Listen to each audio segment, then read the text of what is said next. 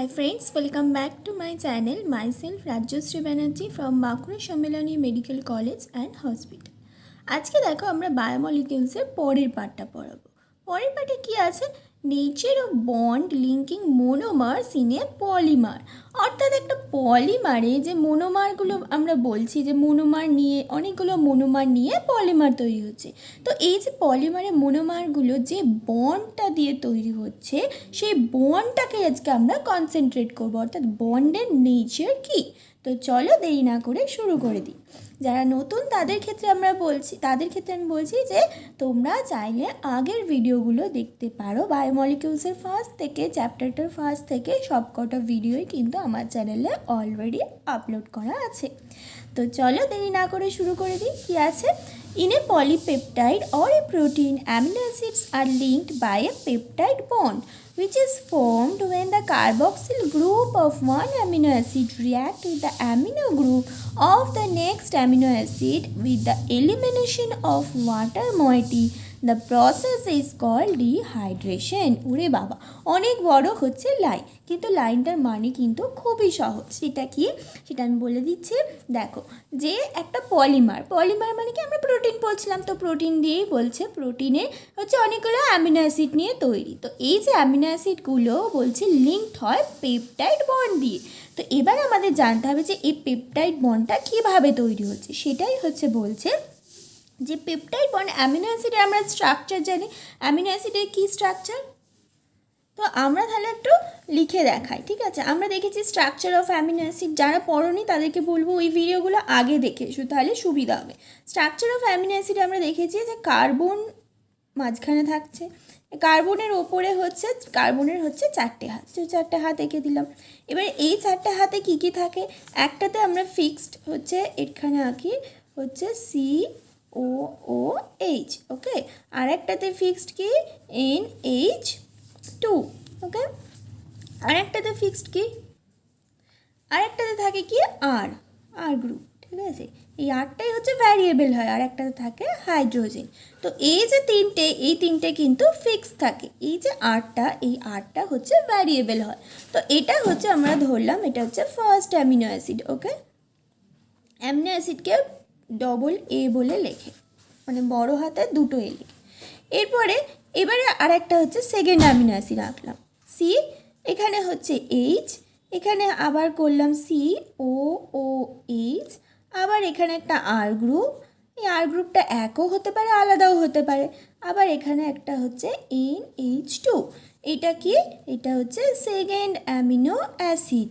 তো এই তো দুটো অ্যামিনো অ্যাসিড, এই দুটো অ্যামিনো অ্যাসিড কি একটা বন্ড তৈরি করবে এবং বন্ড তৈরি করে দুজনার মনে করো হাতটা ধরলো। এবার কিভাবে তাহলে হাতটা ধরবে? হাতটা ধরে যে দুটো হাতে যেটা তৈরি হচ্ছে ওটাকে আমরা বলছি পেপটাইড বন্ড। বাট হাতটা ধরতে গেলে কি করতে হবে? হাতটা ধরতে গেলে একটা বন্ড তৈরি করতে হবে।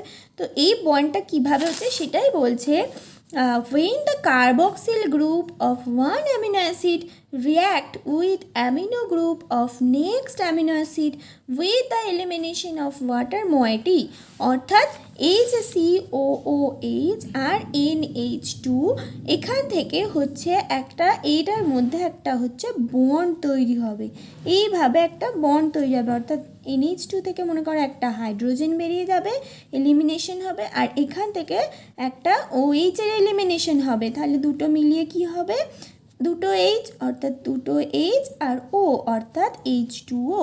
তাহলে H2 এর হচ্ছে এলিমিনেশন হয়ে গেল, হয়ে গিয়ে H2 এর হচ্ছে এলিমিনেশন হলো, ওটাই বলছে। ওয়াটার ময়েটি হচ্ছে বেরিয়ে গেল, এলিমিনেশন হলো, হয়ে কি হলো? এদের মধ্যে একটা বন্ড তৈরি হয়ে গেল। এই যে বন্ডটা তৈরি হলো, অর্থাৎ CO এদিকে আর এদিকে NH, একটা বন্ড তৈরি হয়ে গেল। এই যে বন্ডটা এটাকে বলা হয় পেপটাইড বন্ড, অর্থাৎ এর সাথে জুড়ে গেল কিভাবে? একটা ওয়াটার ময়েটিকে হচ্ছে এলিমিনেট করে। সেটাই এখানে বলছে যে when the carboxyl group of one amino acid react with NH2 group of another amino acid and form a peptide bond with the elimination of water. বোঝা গেল পুরো লাইনটার মানে? আরেকবার পড়ছি লাইনটা, দেখো কি বলছে। Peptide bond which is formed when the carboxyl group of one amino acid react with amino group of next amino acid with the elimination of water moiety. The process is called dehydration. কেন dehydration? কারণ elimination of water যখন eliminate হচ্ছে তখন dehydration, এরকম বলতে পারো, detach মানে বাদ হয়ে যাচ্ছে, ডিহাইড্রেশন বলে। ওয়াটার যখনই কোনো কিছু থেকে বেরিয়ে যাচ্ছে তখনই তাকে ডিহাইড্রেশন বলি। আমাদের বডিতে যখন ওয়াটার কমে যায় আমরা কি বলি? যে ডিহাইড্রেশন হয়ে গেছে, খুব গরম পড়েছে, ডিহাইড্রেশন হয়ে গেছে, মানে কি ওয়াটারটা বেরিয়ে গেছে বডি থেকে। ওকে, তাহলে এখানেও কি হচ্ছে? এই রিয়াকশানটাতে, এই প্রসেসটাতে ওয়াটার বেরিয়ে যাচ্ছে, করে একটা বন্ড তৈরি হচ্ছে দুটো অ্যামিনো অ্যাসিডের মধ্যে, তাই এই প্রসেসটাকে আমরা বলছি dehydration. Okay, in a polysaccharide, তাহলে এটা হলো আমাদের প্রোটিনের জন্য। পলিস্যাকারাইডে কি হয়? In a polysaccharide the individual monosaccharide are linked by a glycosidic bond. তাহলে প্রোটিনে কি হয়? প্রোটিনে অ্যামিনো অ্যাসিডগুলো পেপটাইড বন্ড দিয়ে হচ্ছে তৈরি হয়, এবং পেপটাইড বন্ডটা কীভাবে তৈরি হলো? ডিহাইড্রেশনের মাধ্যমে হচ্ছে, একটা ওয়াটার ময়েটি হচ্ছে এলিমিনেশন হয়ে হচ্ছে পেপটাইড বন্ড তৈরি হলো। এটাই হচ্ছে এটার মূল কথা। এবার আমরা আসছি পলিস্যাকারাইডে। কী বলছে? পলিস্যাকারাইড কিসের পলিমার? মোনোস্যাকারাইড নিয়ে। তাহলে মোনোস্যাকারাইডগুলো কী বন্ড দিয়ে তৈরি? ওই যে বন্ডটা, সেটাকে বলা হয় গ্লাইকোসিটিক বন্ড। এগুলোও কোশ্চেনে আসতে পারে যে পলিস্যাকারাইডে মোনোস্যাকারাইডগুলো যে বন্ডে আটকে থাকে সেই বন্ডটার নাম কি? সেটা হচ্ছে গ্লাইকোসাইডিক বন্ড। এবারে বলছি এই গ্লাইকোসাইডিক বন্ডটা কীভাবে ফর্ম হয়? This bond is also form by dehydration, অর্থাৎ এই বন্ডটাও হচ্ছে, দেখো বলছে ডিহাইড্রেশনের মাধ্যমে হচ্ছে ফর্ম হয়। This bond is formed between two carbon atoms of two adjacent monosaccharide, অর্থাৎ দুটো মোনোস্যাকারাইডের দুটো কার্বন অ্যাটমের মধ্যে হচ্ছে এই একটা ডিহাইড্রেশন হয়, অর্থাৎ ওয়াটার ময়েটি বেরিয়ে যায়, ওয়াটার মলিকিউলস হচ্ছে বেরিয়ে গেল, গিয়ে হচ্ছে একটা এই বন্ড তৈরি হয়, সেটা হচ্ছে পলিস্যাকারাইডের ক্ষেত্রে সেটাকে আমরা বলি গ্লাইকোসিটিক বন্ড। এবারে বলছি ইন এ নিউক্লিক অ্যাসিড। এবার নিউক্লিক অ্যাসিড আবার কী হয়? নিউক্লিক অ্যাসিডে phosphate moiety links the 3' carbon of one sugar of one nucleotide to the 5' carbon of the sugar of the succeeding nucleotide. তো এটা একটু জটিল আছে, এটা আমাদের বুঝতে হবে। আচ্ছা, আমরা এই নিচের ছবিটাতে কনসেন্ট্রেট করি। কি বলছে ওখানে? যে নিউক্লিক অ্যাসিড যখন ফর্মেশন হয় তখন যে নিউক্লিওটাইডসগুলো আছে বা নিউক্লিওসাইডসগুলো, সেগুলোতে এই ফসফেট ময়েটি কী হয়? দেখো আর একবার পড়ে নিই এখানটা কী বলছে। In a nucleic acid, a phosphate moiety links the 3' carbon of one sugar of one nucleotide to the 5 carbon of the sugar of the succeeding nucleotide.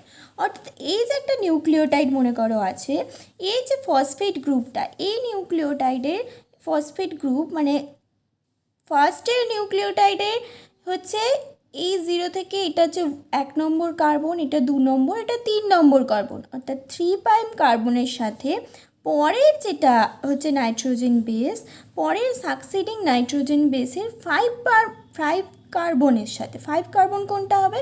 তাহলে এটা হচ্ছে ও আছে, মানে এটা 1, এটা 2, এটা 3, এটা 4, এটা 5, ঠিক আছে? তো এই যে 5 মানে প্রথমটার হচ্ছে 3' আর পরেরটার হচ্ছে 5' কার্বন, এই দুটোর মধ্যে ফসফেট ময়েটি এসে একটা এস্টার বন্ড, একটা নয় দুটো এস্টার বন্ড, একটা হচ্ছে এই 3' সাথে কার্বনের সাথে করছে, একটা এর 5' কার্বনের সাথে হচ্ছে এই ফসফেট ময়েটিটা করছে। বোঝা গেল?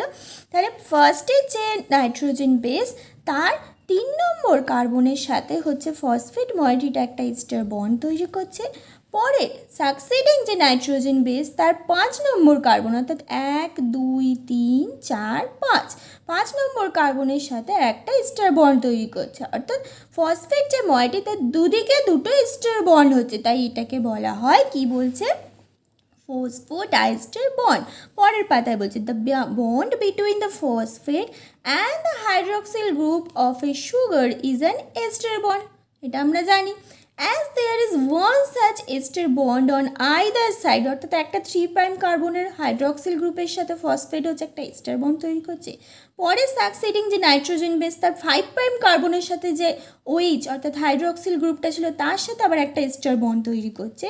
As there is one such ester bond on either side of the, অর্থাৎ দুদিকেই ফসফেটের দুদিকেই যেহেতু দুটো এস্টার বন্ড তৈরি হচ্ছে তাই এই বন্ডটাকে আমরা বলছি ফসফোডাইএস্টার বন্ড। তাহলে আমরা কী কী জানলাম? একটা জানলাম প্রোটিনে পেপটাইড বন্ড ডিহাইড্রেশনের মাধ্যমে তৈরি হয়।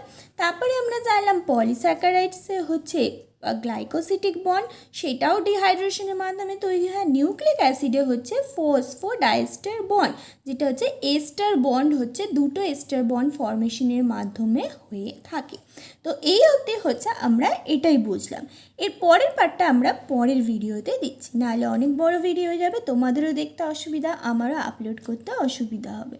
ওকে, তো এই আজকে এইটা তো মনে হয় না কোনো অসুবিধা হবে বুঝতে। তো আগে যদি কোনো কিছু অসুবিধা হয় বা এটাও যদি কিছু অসুবিধা থেকে থাকে অবশ্যই তোমরা কমেন্ট বক্সে লিখবে, আমি চেষ্টা করব রিপ্লাই দেওয়ার। Thank you, tata.